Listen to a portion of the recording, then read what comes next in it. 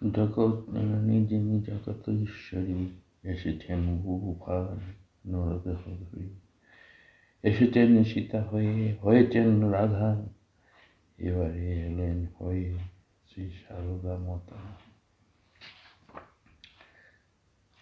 আজ স্বামী বিশ্বশ্রয়ানন্দ মহারাজের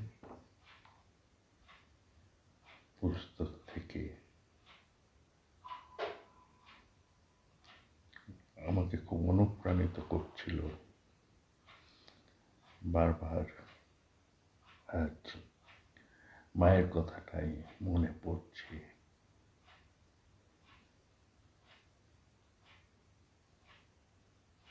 আমি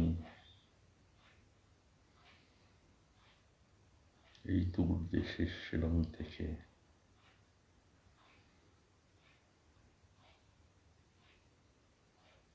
কামারপুকুরে জয়েন করেছি। একদিন এক সাধুর কথায় মনে খুব অনুপ্রাণিত হয়েছিল।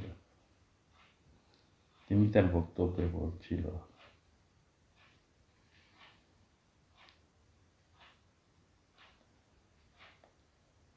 যে মায়াবতী হলো আমার স্বর্গ, হরিদ্বার হলো আমাদের মধ্য,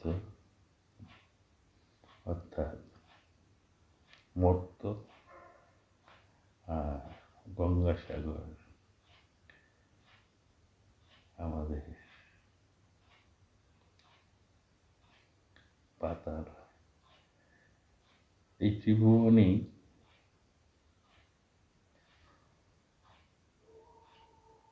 আমাদের রামকৃষ্ণ মিশন আছে এবং ঠাকুর সেই সব জায়গা থেকে আগে থেকেই পূর্ব নির্ধারিতভাবে বসে রয়েছেন। তার পূর্বে আমি কামারপুকুর সম্বন্ধে বলেছি। আমি একবার মঙ্গল আরতির পর, বা আপনারা যারা যাবেন, ঠিক মঙ্গল আরতি শেষ হবে, আপনারা শুরু করবেন হেঁটে কামারপুকুর থেকে জয়রামবাটি যাওয়া। পথিমধ্যে সেই রাস্তায় পাবেন ভূতির খাল, মানিক রাজার আম্রবাগান,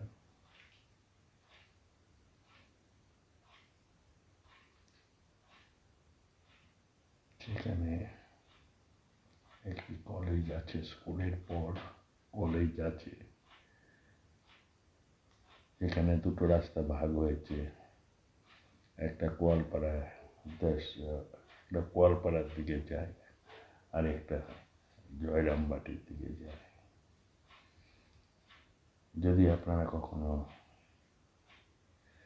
সেই জয়রামবাটির রাস্তা ধরেন,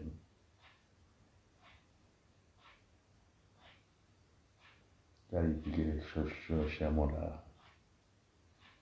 মধ্যে আমোদার নদী পাবে, এমন রাস্তার দুধারে অনেক সবুজ বৃক্ষের সমাগমে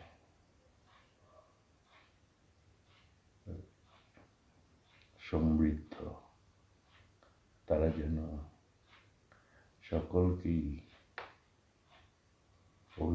অভিবাদন করছেন, সকলকেই ডেকে নিতে চাচ্ছেন। যতবারই আপনারা যাবেন ততবারই যেন মনটা উৎফুল্ল হতে থাকে।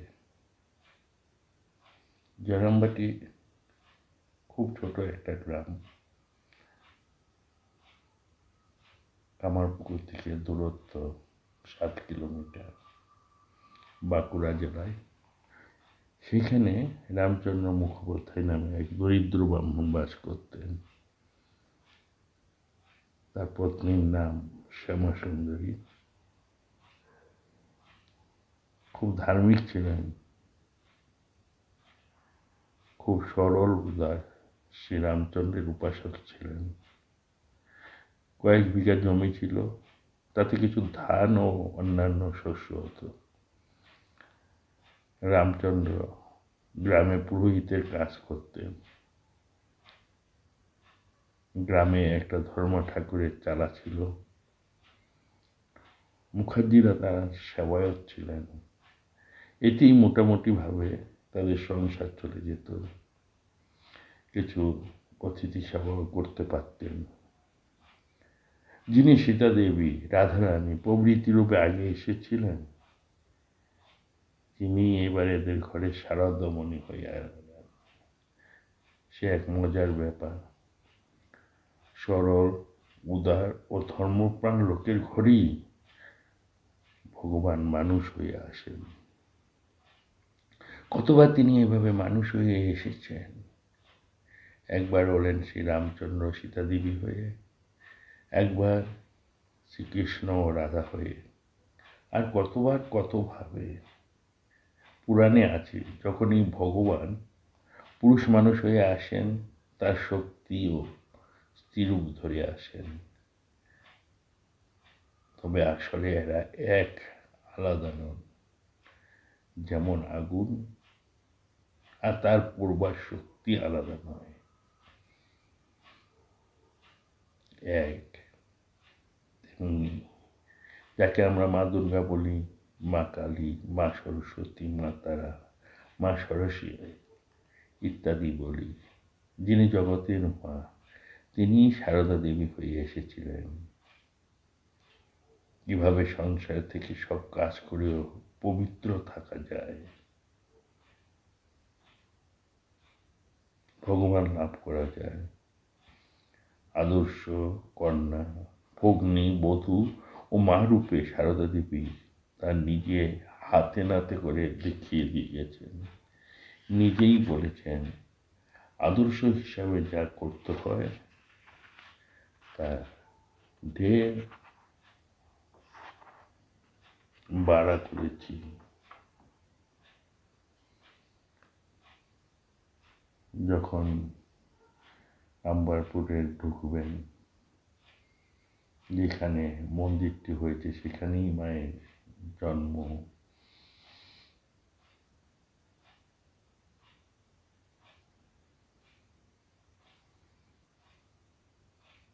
আর মায়ের জন্ম যে জায়গায় তিনি স্বপ্ন দেখেছিলেন, যে জায়গায় তিনি দেখেছিলেন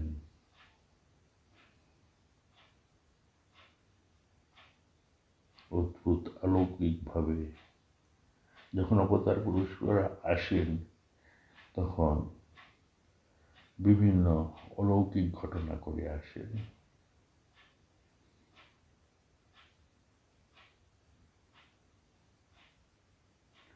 শ্যামা সুন্দরীর বাপের বাড়ি শিহর গ্রামের উত্তর পাড়ায়। একবার তিনি সেখানে ঠাকুর দেখতে গেছেন। বাড়ির কাছে এল্লা পুকুর নামে একটা পুকুর ছিল। ফেরার পথে তার পাড়ে এক বেলতলার নিচে শৌচে বসেছে। তখন সন্ধ্যা হয়ে আসছে। বসা মাত্রই একটা শব্দ শুনতে পেলেন। শ্রীরামকৃষ্ণ জন্মের আগে তার মা দেখেছিলেন শিব ঠাকুরের ভিতর থেকে একটি জ্যোতি এসে তার উদরে ঢুকে গিয়েছিল। শ্যামসুন্দরীও শব্দ শোনার পর তেমনি একটি ঘটনা দেখলেন। সারদা দেবী বলেছেন, আমার জন্ম ওই রকমে। আমার মা শিওরে ঠাকুর দেখতে গেছিলেন। ফেরার সময় হঠাৎ শৌচে যাওয়ার ইচ্ছা হলো। এক দেবালয়ের কাছে গাছতলায় গেলেন। শৌচ হলো না, কিন্তু মনে হলো একটা বায়ু তার উদরে ঢোকায়। উদর ভয়ানক ভারী হয়ে উঠল। বসেই আছেন, তখন দেখেন লাল চালি পড়া একটা 5-6 বছরের অতি সুন্দরী মেয়ে গাছ থেকে নেমে এসে কোমর বাহু দুটি দিয়ে পিঠের দিক থেকে তার গলা জড়িয়ে ধরে বললেন, আমি তোমার ঘরে এলাম মা। সেই মেয়েই মায়ের উদ্দেশ্যে প্রবেশ করে, তা থেকেই আমার জন্ম। এই সময় রামচন্দ্র কলকাতায় ছিলেন। যাবার আগেও তিনি স্বপ্ন দেখেন ওই রকম একটি অতি সুন্দরী ছোট মেয়ে, গায়ে কত সব গয়না, পিঠের দিক থেকে তার গলা ঝরিয়ে ধরে বলছেন, আমি তোমার কাছে এলাম। জেগে ওঠে স্বপ্নের কথা ভেবে, আনন্দে রামচন্দ্রের মন ভরে গেল। সেই জয়রামবাটি গেলেই যখন হেঁটে হেঁটে জয়রামবাটি ঢুকবেন, দূর থেকে সিংহবাহিনীর মন্দির দেখতে পাবেন এবং যেখানে মা জগদ্ধাত্রী পূজা করতেন পুরাতন বাড়ি, সেইটা দেখতে পাবেন।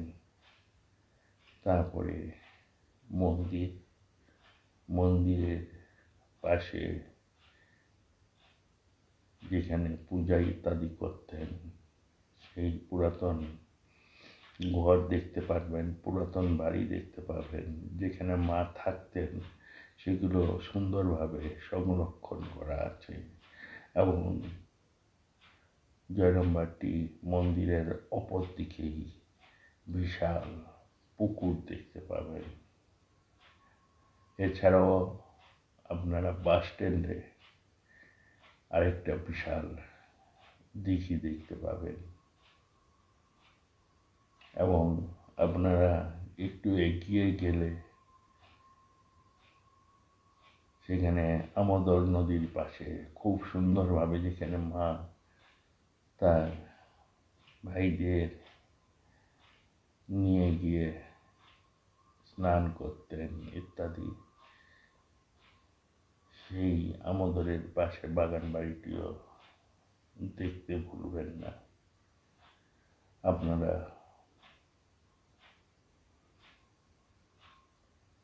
হাওড়া থেকে, ধর্মতলা থেকে প্রচুর বাস যায়। বেলুড় মঠ থেকে যে কোনো বাসে আপনারা চলে যাবেন।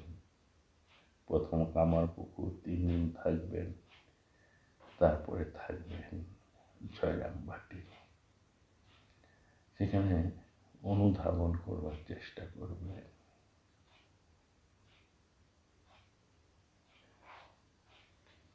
কারণ আপনি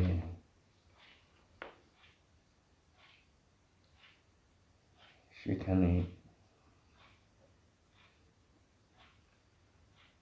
একটা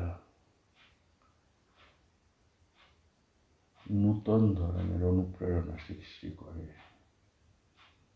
যখন মায়ের বাড়িতে ঢুকতে যাবেন বা ঢুকবেন, তখন দেখবেন মন থেকে একটা অনুপ্রেরণা আসে। অনুপ্রেরণা তিনি জগদ্ধাত্রীর মতোই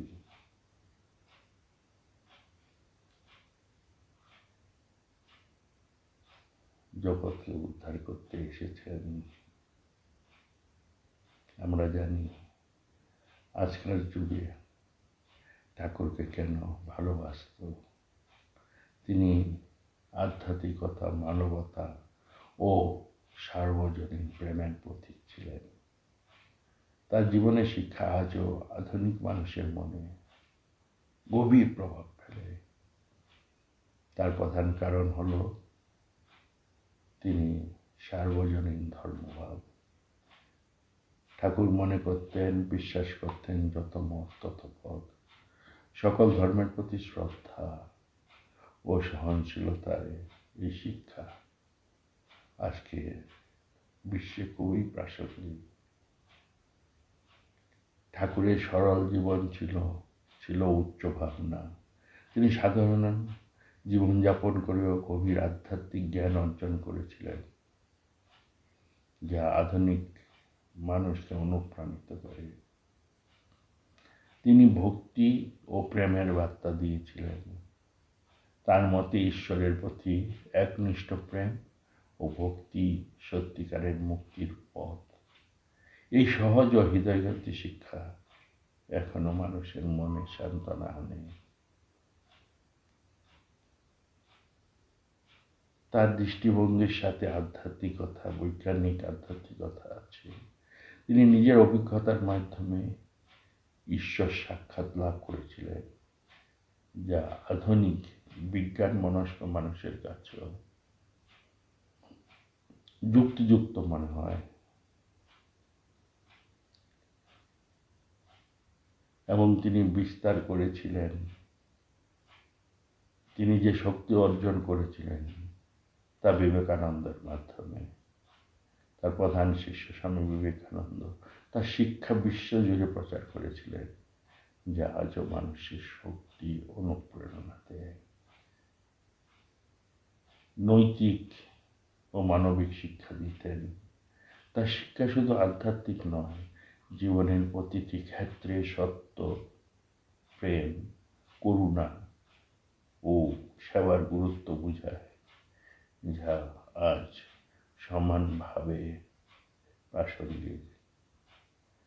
শ্রীরামকৃষ্ণদেবের এই সর্বজন গ্রাহ্য দর্শন ও জীবনের সরলতা আজকে জটিল, ব্যস্ত ও মানসিক চাপে ভরা যুগেও মানুষের মনে শান্তি এবং অনুপ্রেরণা যোগায়। তাই আপনারা সব কিছু ফেলে দিয়ে মাঝে মাঝে চলে যাবেন কামারপুকুর জয়রামবাটিতে, এবং এখন আপনাদের খুব সুন্দর সিস্টেম হয়েছে। হাওড়া থেকে আপনারা যদি ট্রেনে চলে যান, সেখান থেকে কাছাকাছি স্টেশনে গোঘাট বলে আছে, সেখানে নেমে পড়বেন। সেখান থেকে অনেক অটো, টোটো, সামান্যতম গাড়িও পাবেন। সেখানে আগে থেকে আপনারা অনলাইনে বুক করে নেবেন। বিশেষ করে মেইন উৎসবগুলোতে আপনারা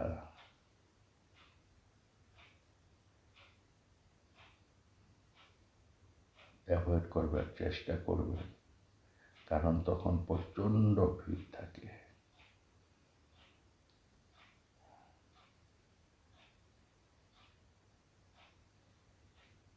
যখন সরোবরের কাছে থাকবেন,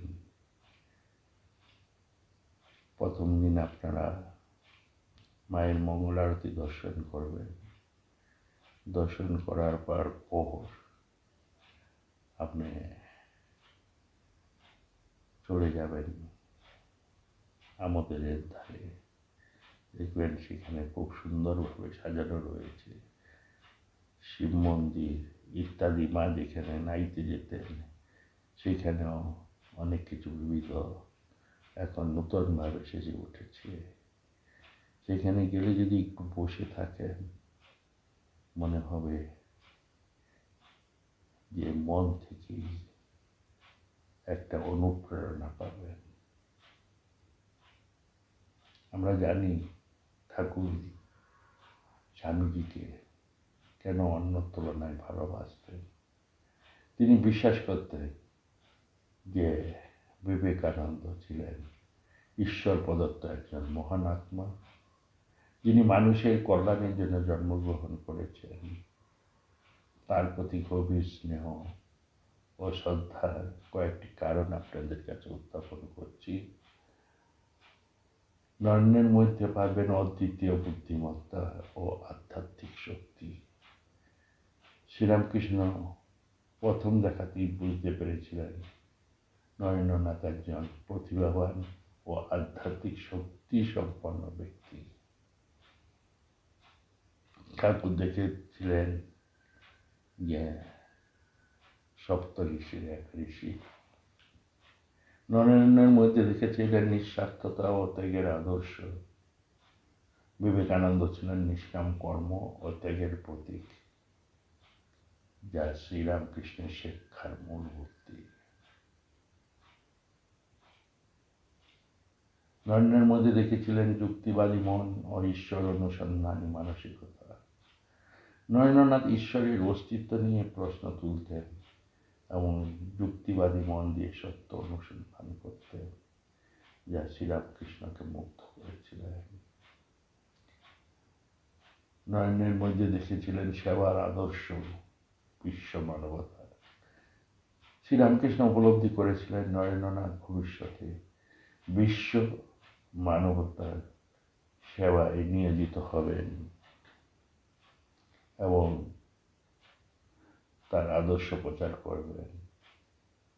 গুরু শিষ্যের বিশেষ সম্পর্ক ছিল। শ্রীরামকৃষ্ণ বিবেকানন্দ তার প্রধান শিষ্য ও উত্তরসূরি হিসাবে দেখেছিলেন এবং তাকে নিজের শক্তি ও জ্ঞান প্রদান করেছিলেন। শ্রীরামকৃষ্ণ বলেছিলেন, নরেন গঙ্গা জলের মতো পবিত্র। তিনি বিশ্বাস করতেন যে স্বামী বিবেকানন্দ তার শিক্ষাকে বিশ্বজুড়ে ছড়িয়ে দিবেন।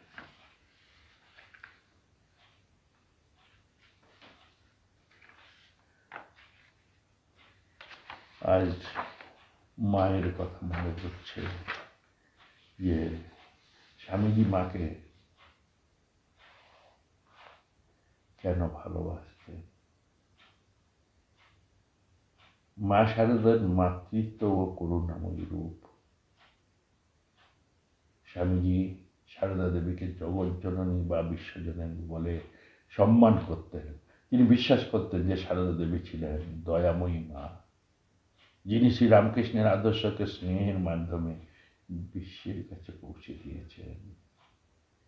তিনি দেখেছিলেন সারদা দেবীর মধ্যে পবিত্রতা ও সরলতা। স্বামী বিবেকানন্দের সারদা দেবীর অকপট সরলতা ও অগাধ পবিত্রতা দেখে মুগ্ধ হয়েছিলেন। তিনি বলেছিলেন, তিনিই মা, যিনি পবিত্রতার আধার, যার স্নেহের তুলনা হয় না। স্বামীজি ঈশ্বর জ্ঞানে মাকে দেখতেন। স্বামীজি মনে করতেন সারদা দেবী কেবল একজন সাধ্বী নারী নন, তিনি স্বয়ং শ্রীরামকৃষ্ণের শক্তি স্বরূপা। তিনি বলতেন, যদি বুঝতে চাও ঈশ্বর কি, তবে মায়ের চরণে আত্মসমর্পণ করো। স্বামীজি দেখেছিলেন সারদা দেবীর সহনশীলতা, উদারতা। স্বামীজি সারদা দেবীর অসীম সহনশীলতা, ক্ষমাশীলতা ও মানবপ্রেম দেখে অভিভূত ছিলেন। তিনি দেখেছিলেন কিভাবে মা সমস্ত ভক্তদের আপনজনের মতো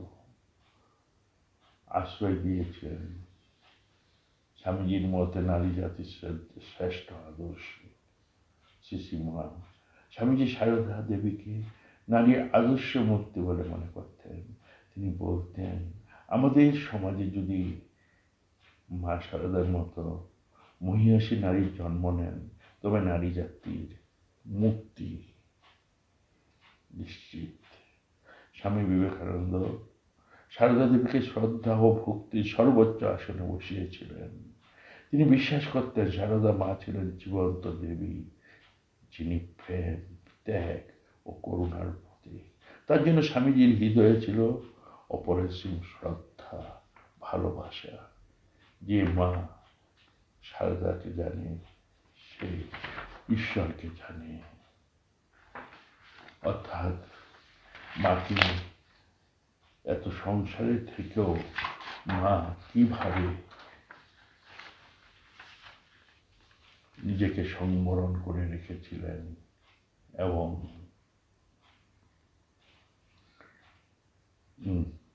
নিজেকে রূপ ঢেকে রেখেছিলেন, কাউকে জানতে দেননি, বা কিছু কিছু কেউ জেনেছেন, দেখেছেন। যা যা ঠাকুরের ভাষায় বাউলের দল এলো গেল, কেউ চিনতে পারলো, কেউ চিনতে পারলো না। তাই মাকে এবং ঠাকুরকে স্বামীজি ভালোভাবে চিনতে পেরেছিলেন। ঠাকুরের দেখেছিলেন আত্মজ্ঞান, সেলফ রিয়েলাইজেশন। স্বামী বিবেকানন্দ দেখেছিলেন শ্রীরামকৃষ্ণ দেব প্রকৃতি ঈশ্বর দ্রষ্টা ছিলেন। এবং আত্মজ্ঞান লাভ করেছিলেন। স্বামীজি দেখেছিলেন ঠাকুরের মধ্যে নির্মল প্রেম, পিওর লাভ। শ্রীরামকৃষ্ণের হৃদয়ে ঈশ্বরের প্রতি অপরিসীম ভালোবাসা ছিল, যা বিবেকানন্দকে আকৃষ্ট করেছিল।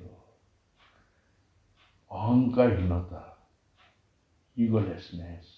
শ্রীরামকৃষ্ণ সম্পূর্ণ অহংকারবিহীন ছিলেন, যা তাকে সত্যিকারের গুরু হিসাবে স্বীকৃত দেয়। ঠাকুরের মধ্যে ছিল অদ্বৈত বোধ। শ্রীরামকৃষ্ণ জীবনের বিভিন্ন পথে ঈশ্বরের উপলব্ধি করেছিলেন, যা বিবেকানন্দের দৃষ্টিভঙ্গিকে প্রসারিত করেছিল। তার মধ্যে দেখেছিল সার্চ ফর ট্রুথ, সত্যের সন্ধান। বিবেকানন্দ ঈশ্বর সম্পর্কে সরাসরি অভিজ্ঞতা চান, আর রামকৃষ্ণ তাকে সেই পথেই দেখান।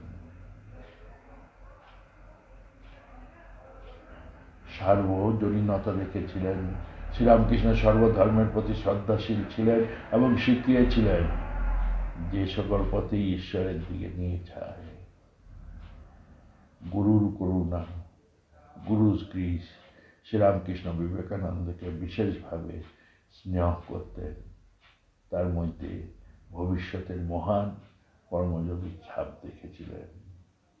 এইসব কারণেই স্বামী বিবেকানন্দ শ্রীরামকৃষ্ণকে তার গুরু হিসাবে গ্রহণ করেন এবং তা বিশ্বে প্রচার করেন।